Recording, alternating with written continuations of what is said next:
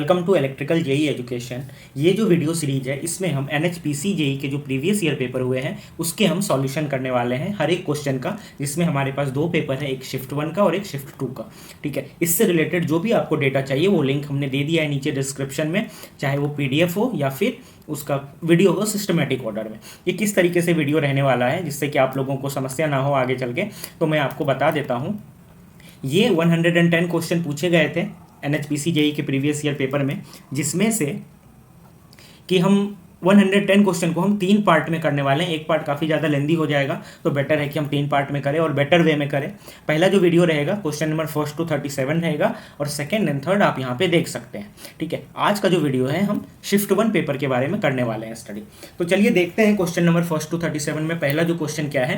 पहला क्वेश्चन पूछा गया था इनकरेक्ट क्या था इलेक्ट्रिकल हीटिंग के लिए। अगर मैं बात करूँ, सबसे पहले इस टाइप के क्वेश्चन आजकल काफ़ी ज़्यादा आ रहा है, विच of the following is correct और इनकरेक्ट, इस टाइप की। इसमें थोड़ा सा कन्फ्यूजन होता है कि हम करेक्ट को इनकरेक्ट मार्क कर लेते हैं, तो इसे देखते हैं। Which of the following is incorrect for electrical heating. अगर मैं इलेक्ट्रिकल हीटिंग की बात करूं तो सबसे पहले क्या रहता है कि इलेक्ट्रिकल हीटिंग की एफिशिएंसी ऑब्वियसली हाई रहती है। ठीक है, उसके बाद ये जो है ऑब्वियसली बात है, इसमें कोई भी डस्ट पार्टिकल का इंटरफेस नहीं रहता है, मिनिमम रहता है। मेंटेनेंस कॉस्ट इसकी काफ़ी कम रहती है क्योंकि ऐसा कुछ फर्नेस भी यूज़ नहीं रहता कॉम्प्लिकेटेड टाइप का। इसमें टेम्परेचर कंट्रोल भी पॉसिबल है, एज जो हीट होता है वो फंक्शन है आई स्क्वायर का। तो हम करंट को या फिर वी स्क्वायर बाई आर से वोल्टेज को कम ज़्यादा करके या फिर रेजिस्टेंस को हम इंक्रीज डिक्रीज करके हीट को कंट्रोल कर सकते हैं। आप इसका फुल सॉल्यूशन देखना चाहते हो तो आप यहाँ से स्क्रीनशॉट ले सकते हो। ठीक है, चलिए बढ़ते हैं नेक्स्ट क्वेश्चन की ओर। यहाँ पे पूछा गया है in single phase induction motor during block rotor test the rotor is. सबसे पहले सबसे इंपॉर्टेंट बात है, जो इंडक्शन मोटर होता है उसमें दो टेस्ट होते हैं। एक होता है हमारा नो लोड टेस्ट और दूसरा जो टेस्ट होता है वो होता है हमारा ब्लॉक रोटर टेस्ट। अगर मैं नो लोड टेस्ट की बात करूं तो इसमें जो मशीन का शाफ्ट है इस पर कोई भी लोड नहीं लगा हुआ रहता है, ये बस ऐसे ही इसको रोटेट कर दिया जाता है मशीन को। जो भी हमारे पास मोटर रहते हैं इंडक्शन मोटर, चाहे वो सिंगल फेज हो या 3 फेज हो, वहाँ से हमें पैरामीटर निकलता है नो लोड टेस्ट से, वो खास करके आयरन लॉस निकलता है या फिर विंड एंड फ्रिक्शन लॉस निकलता है। वही अगर हम ब्लॉक रोटर टेस्ट की बात करें तो उसमें जो हमारा मोटर रहता है इस पर इतना ज़्यादा लोड दे दिया जाता है कि ये मोटर ब्लॉक हो जाए, और ऑब्वियसली बात है ये सेकेंडरी शॉर्ट सर्किट टेस्ट के जैसे काम करता है लाइक अ ट्रांसफार्मर, और इससे हम I square R loss mainly find करते हैं। तो ज़्यादा कुछ बोलने की नीड ही नहीं है, और जैसे नाम ही है इसका ब्लॉक रोटर टेस्ट, तो ऑब्वियसली यहाँ पे मोटर पे इतना ज़्यादा लोड दे दिया कि मोटर का जो रोटर है ब्लॉक हो गया और ये रेस्ट में काम करने लगा। ठीक है, अब बढ़ते हैं हम नेक्स्ट क्वेश्चन की ओर। जो क्वेश्चन है find the most economical value of diameter of single core cable to be used on a 50 kilovolt single phase system. The maximum permissible stress in the dielectric should not be exceed 40√2 kilovolt per centimetre. सबसे पहले जो data हमारे पास दिया हुआ है वो क्या दिया है, वो जो हमारा लाइन का जो वोल्टेज है वो दिया है 50 किलोवोल्ट। ठीक है, इसको अगर हम मैक्सिमम में कन्वर्ट करें तो ये हो जाएगा 50√2 किलोवोल्ट। सिंस जो हमारा होता है आरएमएस वैल्यू जो होता है वो होता है मैक्सिमम वैल्यू अपॉन √2, और नॉर्मली जो क्वेश्चन में दिया रहता है वैल्यू वो आरएमएस के फॉर्म में दिया हुआ रहता है। और हमारे पास में स्ट्रेस कितना दिया हुआ है जी ये मैक्सिमम जो स्ट्रेस हमारे पास दिया गया है वो है 40√2 किलोवोल्ट पर सेंटीमीटर। सिंपल सी बात है, इसमें हमें बेसिक सा फॉर्मूला लगाना है। जो जी मैक्स होता है, मैक्सिमम स्ट्रेस जो होता है वो होता है वोल्टेज, जो लाइन वोल्टेज है अपॉन रेडियस। ठीक है, तो हमारे पास यहाँ पे रेडियस हमें फाइंड करना है, तो रेडियस इक्वल टू हो जाएगा VL अपॉन जी मैक्स। तो VL की वैल्यू हमारे पास कितनी है 50√2 और जी मैक्स कितनी है 40√2, तो ये हो जाएगा 5/4 सेंटीमीटर। सिंस ये हमारा रेडियस है और यहाँ पे हमें पूछा गया है diameter of single core cable, तो diameter equal to twice of radius, तो हो जाएगा 2 × 5/4, तो हो जाता है 5/2, तो हमारा आंसर हो जाएगा 2.5 सेंटीमीटर। अब बढ़ते हैं नेक्स्ट क्वेश्चन की ओर। ये काफ़ी इंपॉर्टेंट क्वेश्चन है, काफ़ी इंटरेस्टिंग सा क्वेश्चन है। यहाँ पे 2-3 फार्मूला कम यूज करने वाले हैं। क्वेश्चन दिया गया है if power plant has no reserve capacity then the plant capacity factor is equal to. चलिए इजीली इसका आंसर है लोड फैक्टर, बट हम इसे समझते हैं कैसे आया। अगर मैं बात करूँ प्लांट कैपेसिटी क्या होती है, अब मान के चलिए कोई प्लांट है पावर प्लांट, उसकी जो मैक्सिमम कैपेसिटी है वो है 2000 मेगावाट, बट ये जो प्लांट है इसमें इतनी कैपेसिटी की कभी रिक्वायर्ड ही नहीं पड़ी लोड को देने के लिए। तो ये जो प्लांट जिस एरिया को सर्व करती है वहाँ पे मैक्सिमम डिमांड है हमारे पास 1500 मेगावाट। तो जो एक्स्ट्रा का जो 500 मेगावाट जो पावर है इसको हम बोलते हैं रिजर्व कैपेसिटी। ये इसके पास रिजर्व रहता है, अगर कभी रिक्वायर्ड होता है इंटरकनेक्टेड सिस्टम में तो हम इसे दे सकते हैं। तो यहाँ पे एक मैं फॉर्मूला बना सकता हूँ कि reserve capacity equal to plant capacity minus maximum demand. ठीक है, ये हमारे पास एक फॉर्मूला आ गया। अब क्वेश्चन में क्या पूछा गया है कि if plant has no reserve capacity, तो मैं बोल सकता हूँ कि रिजर्व कैपेसिटी नहीं है तो zero equal to plant capacity को मैं पीसी से डिनोट कर लेता हूँ माइनस मैक्सिमम डिमांड को एमडी से। तो मैं यहाँ पे लिख सकता हूँ पीसी इक्वल टू एमडी। ये हमारे पास आ गया बेसिक सा प्लांट कैपेसिटी मैक्सिमम डिमांड। अब यहाँ पे बात आती है plant capacity factor. Plant capacity factor जो होता है वो होता है प्लांट कैपेसिटी, इसको पहले अच्छे से समझते हैं। प्लांट कैपेसिटी जो होता है वो होता है हमारा एक प्लांट ने टोटल कितना लोड को एक पर्टिकुलर टाइम में शेयर किया है। तो average output shared by plant upon plant capacity. अब ये देखो यहाँ पे मैं इसको लिख सकता हूँ average output upon plant capacity को मैं लिख सकता हूँ यहाँ पे मैक्सिमम डिमांड। अब हमें पता है एवरेज आउटपुट या average load upon maximum demand क्या होता है हमारा लोड फैक्टर।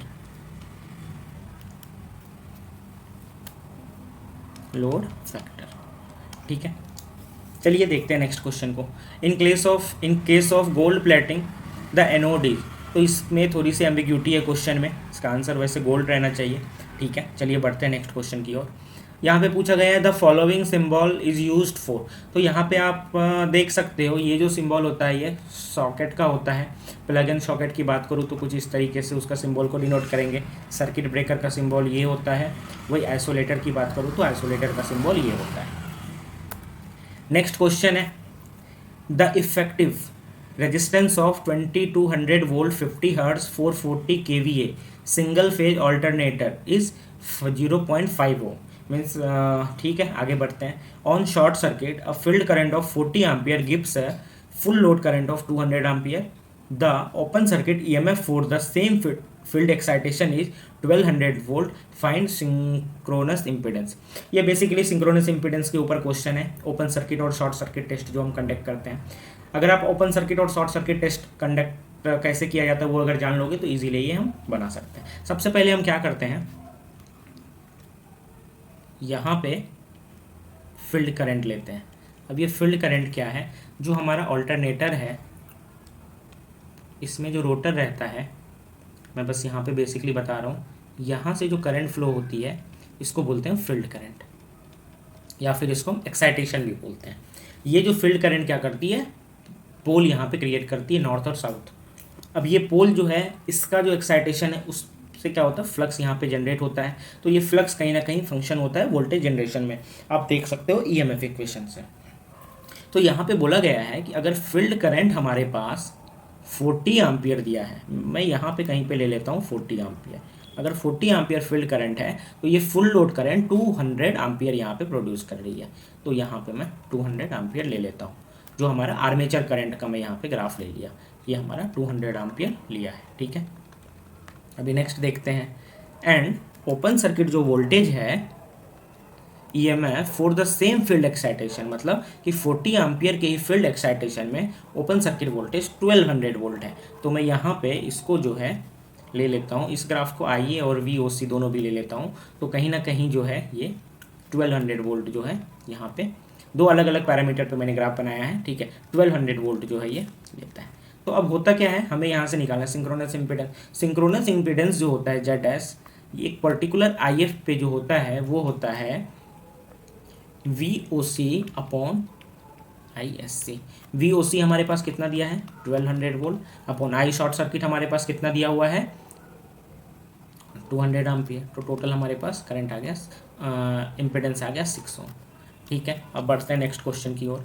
यहाँ पे दिया गया विच of the following is not a valid advantages of hybrid stepper motor. तो यहाँ पे जो है लो इनर्शिया एंड वेट, अगर मैं बात करूँ तो इसका जो इनर्शिया रहता है हायर रहता है, जो इसके लिए एक डिसएडवांटेजेस है।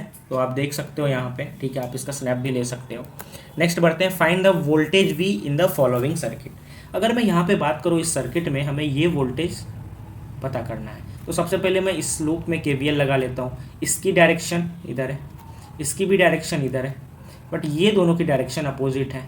तो अगर मैं KVL लगाऊंगा तो मैं लिख सकता हूँ 12 + V = 10 + 8।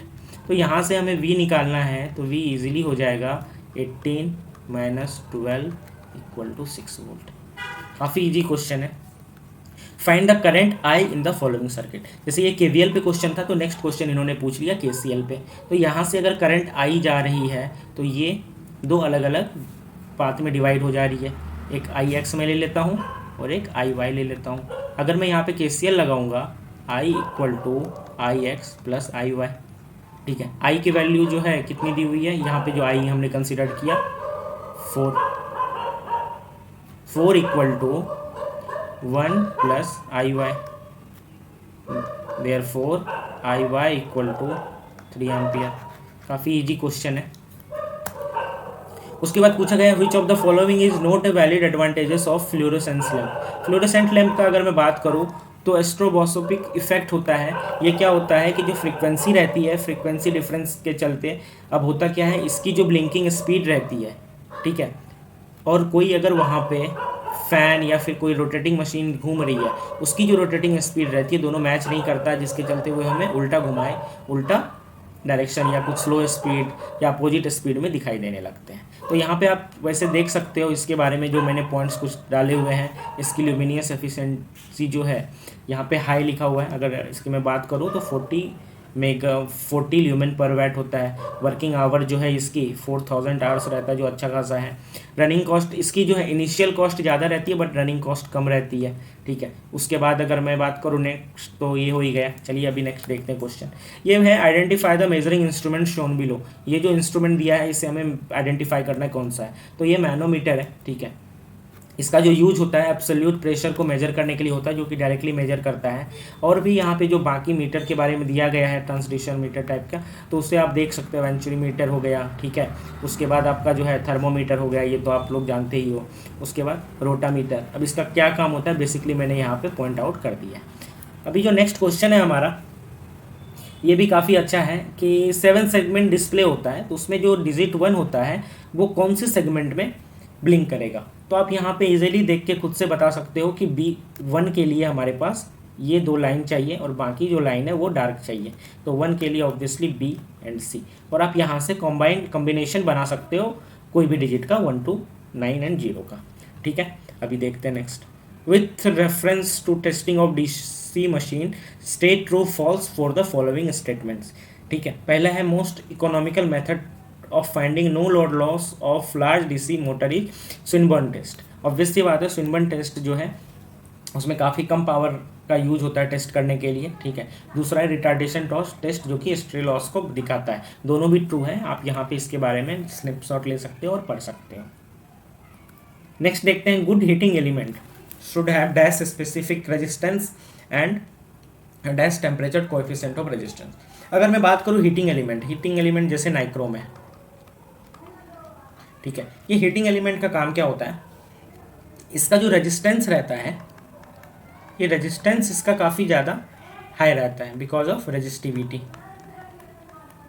क्योंकि इतना भी ज़्यादा लेंथ की रिक्वायरमेंट नहीं होती है, तो रेजिस्टेंस इसकी ज़्यादा रहती है बिकॉज ऑफ रेजिस्टिविटी। और इसकी जो टेम्परेचर कोएफिशिएंट होता है काफ़ी ज़्यादा लो रहती है, लो ही नहीं काफ़ी ज़्यादा लो। अब टेम्परेचर कोएफिशिएंट क्या है, अगर मैं यहाँ पे रेजिस्टेंस लिया और यहाँ पे टेम्परेचर लिया, तो रेजिस्टेंस और टेम्परेचर साथ साथ में बढ़ेंगे।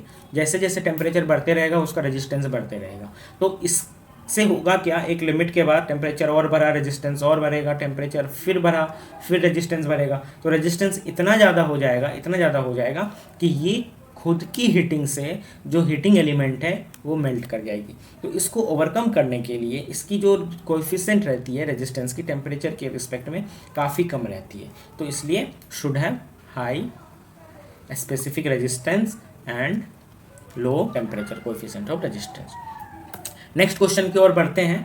ये आप यहाँ पे देख सकते हो, विच of the lighting is in which type of lighting is the light distribution in upward and downward direction approximately the same। तो यहाँ पे जितनी भी लाइटिंग स्कीम है, चाहे वो डायरेक्ट हो, इनडायरेक्ट हो, सेमी डायरेक्ट हो, इनडायरेक्ट हो, आप यहाँ पे देख सकते हो। अगर मैं बात करूँ डिफ्यूज सिस्टम की, तो डिफ्यूज सिस्टम जो है ये है, इसमें अपवर्ड एंड डाउनवर्ड डायरेक्शन में सेम रहता है। इसका बेसिकली फोटोग्राफी में यूज़ होता है क्योंकि ये शेडो वगैरह उतना ज़्यादा नहीं करता प्रोड्यूस। वही अगर हम बात करें सेमी डायरेक्ट की, तो सेमी डायरेक्ट का आप देख सकते हो, इसका जो है नीचे की तरफ लेस देन डायरेक्ट लाइटिंग से है और ऊपर की तरफ लेस देन इनडायरेक्ट लाइटिंग से है। ठीक है, तो इस टाइप के हैं, आप इसका स्नैपशॉट ले सकते हो। नेक्स्ट हम बात करते हैं with respect to delta connection of three phase transformer state true false for the following statement. अगर हम बात करें थ्री फेज ट्रांसफॉर्मर की, जो कि डेल्टा कनेक्शन है, जैसा कि आप यहाँ पे डायग्राम में देख सकते हो, डेल्टा डेल्टा कनेक्टेड में किस तरीके से कनेक्टेड रहता है ये आप देख सकते हो। ये मैंने एक बेसिक सा दिया है, इसमें काफ़ी सारे फेज के ऊपर शिफ्ट रहते हैं। क्या है, सबसे पहले it's satisfactory for both balance and unbalance load. हाँ, ये जो है दोनों भी लोड पे काम करता है। साथ ही इसमें एक एडवांटेजेस होता है कि इसमें हार्मोनिक सकर्स नहीं होते। इसके बेसिकली 2 या 3 ही एडवांटेजेस हैं, जैसे कि आप यहाँ पे देख सकते हो। होता क्या है, फ्लक्स जो है साइनोसाइडल रहता है, तो उससे होता क्या है, साइनोसाइडल वोल्टेज प्रोड्यूस होता है, देयरफॉर कोई भी हार्मोनिक्स नहीं रहता है।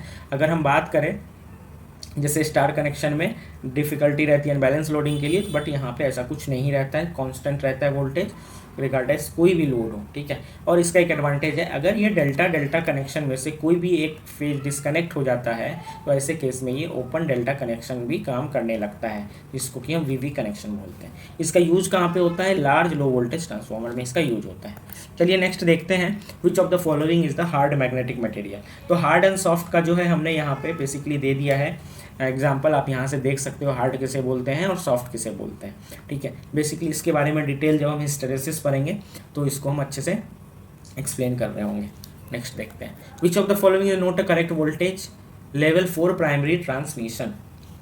देखिए, इंडिया में जो वोल्टेज जनरेट होता है वो नॉर्मली 11 kV पे जनरेट होता है। उसके बाद बिकॉज ऑफ इकोनॉमिकल कंसिडरेशन हमें जो वोल्टेज है उससे लॉन्ग डिस्टेंस ट्रेवल करने के लिए इसे स्टेप अप किया जाता है स्टार्टिंग में with the help of step up transformer. ये जो स्टेप अप ट्रांसफॉर्मर रहता है ये कितना वोल्टेज को स्टेप अप करेगा वो डिपेंड करता है नॉर्मली डिस्टेंस के ऊपर। ठीक है, अब ये जो प्राइमरी ट्रांसमिशन है ये अगर बहुत ही कम डिस्टेंस का है तो 66 kV से भी हो सकता है और मैक्सिमम अप टू कितना भी हो सकता है। 11 kV पे नॉर्मली वोल्टेज जनरेट होता है अल्टरनेटर से, तो 11 kV को हम डायरेक्ट ट्रांसमिट नहीं करते हैं, तो इसलिए यहाँ पे 11 kV is the correct answer for not correct.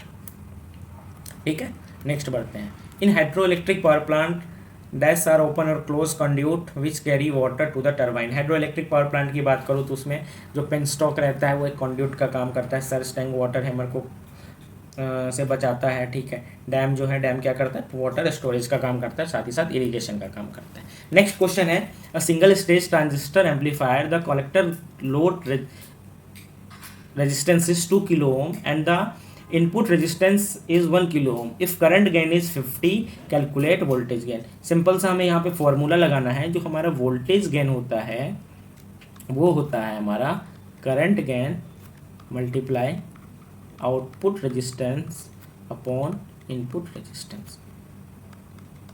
तो मैं यहाँ पे लिख सकता हूँ हमारे पास करंट गेन जो है 50 दिया हुआ है, इनटू आउटपुट रेजिस्टेंस हमारे पास कितना है, जो कि कलेक्टर का रेजिस्टेंस है वो है 2 kilo ohm और इनपुट जो है हमारे पास 1 kilo ohm दिया हुआ है। तो इसे हम अगर मल्टीप्लाई करते तो हमारा 100 आ जाता है voltage gain, is the correct answer. Then हमें करना है, arrange the following material in ascending order with reference to the resistance offered by electric current. हमें इलेक्ट्रिक मतलब इलेक्ट्रिकल रेजिस्टेंस या डीसी रेजिस्टेंस हमें मेजर करना है, किसका सबसे ज़्यादा होगा और किसका सबसे कम। तो अगर ऑब्वियसली बात करूँ, जो सबसे ज़्यादा कंडक्टिंग मटेरियल है वो सिल्वर है, कॉपर है, ये सारी जो है कंडक्टिंग मटेरियल है। वही अगर हम बात करें ग्लास की एक तरीके से इंसुलेटर जैसा काम करता है। जर्मेनियम जो है ये सेमीकंडक्टर है। तो पहला ऑप्शन सिल्वर ग्लास, ये इंसुलेटर है तो सबसे लास्ट में होना चाहिए। जर्मेनियम का जो है ये भी कोई कॉम्बिनेशन नहीं बना रहा, ये तो बना रहा है उसके बाद ग्लास जर्मेनियम सिल्वर, ये कॉम्बिनेशन बना था जब यहाँ पे रहता है डिसेंडिंग ऑर्डर में। ठीक है, with what value of series resistor is required to limit a current through an LED to 20 milliampere with forward voltage drop of 2 volt when connected to 10 volt supply। मतलब कि एक हमारे पास डायोड है, मैं यहाँ पे LED बना लेता हूँ। ये जो LED है, ठीक है, इसमें हमें कुछ रेजिस्टेंस ऐड करने हैं। ठीक है, उसकी वैल्यू कितनी होगी, जब यहाँ पे सप्लाई जो वोल्टेज है वो 10 वोल्ट रहेगा और इससे जो करंट फ्लो होगी 20 मिली एम्पियर करंट फ्लो होगी, 20 मिली एम्पियर करंट फ्लो होगी और इसके अक्रॉस जो वोल्टेज ड्रॉप होता है वो 2 वोल्ट रहेगी। तो सबसे पहले मैं यहाँ पे क्या करता हूँ, टोटल वोल्टेज निकालता हूँ। तो टोटल वोल्टेज हो जाता है 10 - 2 अपॉन रेजिस्टेंस जो रहेगा वो हमारा रहेगा 20 मिली एम्पियर। तो मैं लिख सकता हूँ यहाँ पे 8/20 मिली इक्वल टू R। देयरफॉर इसको मैं लिख सकता हूँ 8 × 1000, मिली ऊपर चला जाएगा तो किलो हो जाएगा, अपॉन 20 इक्वल टू R। तो ये 50 × 8 R इक्वल टू 400 ओम। ठीक है, अब बढ़ते हैं नेक्स्ट क्वेश्चन की ओर। यहाँ पे दिया हुआ है conductor of length 0.5 metre moves in uniform magnetic field of density 1.5 Tesla at the velocity of 60 meter per second. Calculate the induced voltage in the conductor when direction of motion is inclined at angle 30 degree with the direction of field। ठीक है, तो simple सा यहाँ पे question है, ये magnetic field है, मैं ले लेता हूँ यहाँ पे कुछ भी। यहाँ पे एक कंडक्टर है, ठीक है, 30 डिग्री इंक्लाइंड है। ये मैग्नेटिक फील्ड जो है 1.5 टेस्ला है और वेबर पर मीटर स्क्वायर दिया हुआ है। ठीक है, इसकी लेंथ जो है 0.5 मीटर है। ठीक है, और इसकी जो वेलोसिटी जिससे जा रही है वो 60 मीटर पर सेकेंड है। तो हमें यहाँ पे डिफाइन करना है वोल्टेज, इंड्यूस्ड वोल्टेज क्या होगा। तो V जो E इक्वल टू होता है वोल्टेज इक्वल टू होता है BLV साइन थीटा। B की वैल्यू हमारे पास कितनी दी हुई है 1.5 टेस्ला, लेंथ हमारे पास 0.5 मीटर है और जो V की वैल्यू वो हमारे पास 60 है। तीनों भी SI यूनिट में दिए हुए हैं। और साइन थीटा एंगल दिया हुआ है थीटा इक्वल टू 30 डिग्री। इसको जब मैं सॉल्व करता हूँ तो E इक्वल टू B आ जाता है 1.5, लेंथ हमारा आ जाता है 0.5, वोल्टेज जो है हमारा V मीन्स वेलोसिटी सॉरी, वो आ जाता है 60 into sine 30 degree. Sine 30 degree 1/2। इसको जब हम सॉल्व करते हैं तो ये कितना आ जाएगा हमारा 30, मैं इसको कर लेता हूँ 30 × 0.5 BLV साइन 15 × 1.5। एक मिनट, कहीं कैलकुलेशन में कुछ इशू आ रहा है, let me check.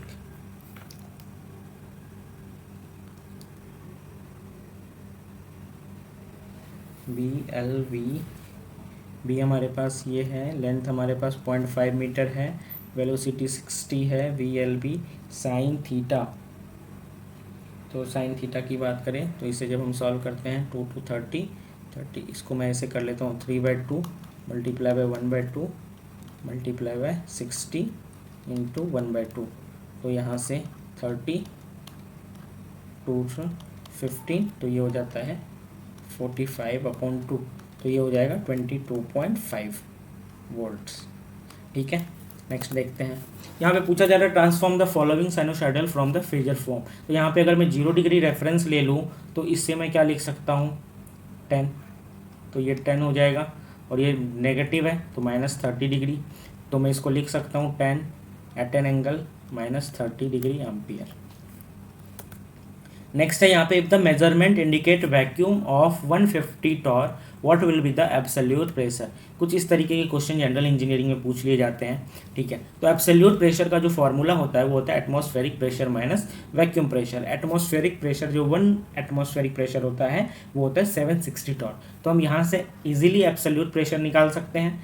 Atmospheric pressure 760 minus vacuum pressure 150, इसको जब हम सॉल्व करते हैं तो हमारा आ जाता है 610 टॉर्क। ठीक है, next, up to a voltage of dash potential transformer are usually of dry type. तो यहाँ पे देख सकते हैं जो 5000 वोल्ट तक रहता है ना, उसको कंसिडरिंग हम करते हैं ड्राई टाइप ही यूज़ करते हैं। अगर अप टू 13.8 kV रहता है तो उससे ड्राई भी रख सकते हैं, बट ऑयल इमर्सिव भी रख सकते हैं। अगर हमारा 13.8 kV से ज़्यादा का रहता है तो वो हमेशा जो है ऑयल रहता है immersed because of insulation problem. Next है हमारा find the R equivalent in the following circuit. तो ये जो सर्किट है इसमें हमारे पास ये दो रेजिस्टेंस और ये दोनों रेजिस्टेंस आपस में सीरीज में है, पैरेलल में है, और ये दोनों एक दूसरे के साथ सीरीज में है। तो ये कितना हो जाएगा हमारा 20 टाइम्स 5/25, तो हमारा 4 ओम हो जाएगा। और इसे अगर हम करें कैलकुलेट तो 10 × 40/50, तो ये 8 ओम हो जाएगा। 4 ओम और 8 ओम, 4 ओम 8 ओम, इसको अगर हम करें तो टोटल 12 ओम हो जाता है। Next, find the time period and angular frequency for the following signal. तो हमारे पास टाइम पीरियड और फ्रीक्वेंसी निकालने से पहले इक्वेशन क्या दिया गया है, v at a time t equal to 12 cos 50 πt plus 10 degree. इसका वैसे कोई काम है नहीं हमें। अगर हम बात करें, हम कोई भी साइनोसॉइडल जो रहता है वेवफॉर्म उसको किस फॉर्म में करते हैं, Vm sin ओमेगा टी के फॉर्म में। चलो यहाँ पे कॉस है तो कोई दिक्कत नहीं है, अभी हम कॉस को यहाँ पे एज्यूम कर लेते हैं, कोई ज़्यादा दिक्कत नहीं है, सिर्फ लीडिंग और लैगिंग का यहाँ पे इशू रहेगा। तो मैं लिख सकता हूँ omega T equal to 50 πt, तो टी कैंसिल हो जाएगा, ओमेगा इक्वल टू हमारा 50 π, तो 50 π हमारा ये भी एक आंसर है और ये भी आंसर है, तो ये दोनों ऑप्शन तो होंगे नहीं। अब हमें टाइम पीरियड निकालने हैं, तो ओमेगा इक्वल टू होता है 2πf, तो 2πf को मैं लिख सकता हूँ 50 π, तो यहाँ से मैं पाई कैंसिल कर सकता हूँ, तो f इक्वल टू 50/2, तो 25 हर्ट्स। तो टाइम पीरियड इक्वल टू होता है 1/फ्रीक्वेंसी, तो 1/25, तो इसको मैं क्या करता हूँ 1000 से मल्टीप्लाई कर लेता हूँ और 1000 से इसे डिवाइड कर लेता हूँ, तो ये हो जाएगा 40। ये जो नीचे में 1000 है उसको हम मिली ले लेते हैं, 40 मिली सेकेंड, तो हमारा करेक्ट आंसर ये है। नेक्स्ट हम बात करते हैं which of the following test is also known as phantom loading.